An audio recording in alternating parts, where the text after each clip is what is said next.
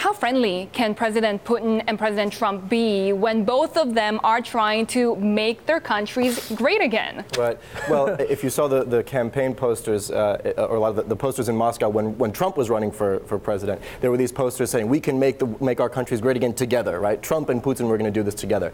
You have this peculiar situation in which the presidents of the two countries seem to share or want to give the appearance of this very warm relationship. But as you know, here in the U.S., every other part of government is fiercely opposed to that outcome and is indeed quite suspicious of that outcome. So Trump is really kind of on his own. I thought it was interesting that Putin offered his thoughts on U.S. politics.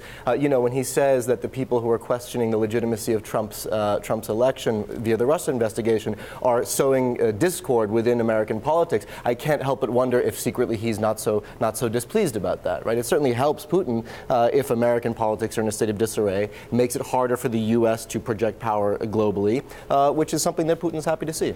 Let me pick up on that point, because it does certainly help Russia if the perception in the world, the false perception, is that America is in disarray.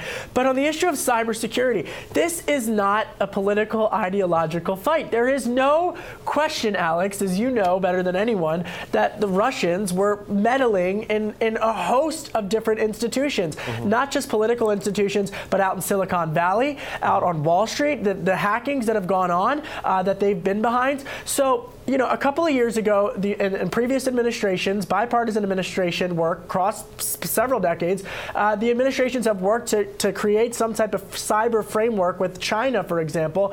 Is there any possibility that there can be a reset on cyber relations between Russia and the United States?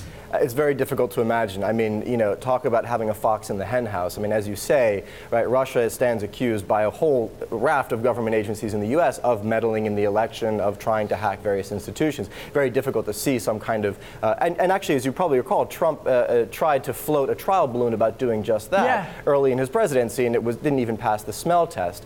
But I think it's important to separate two issues in the U.S.-Russia relationship here. One is, was there an attempt by Russian actors or agents to influence perceptions ahead of the election, is one question. That's a national security, right, of course.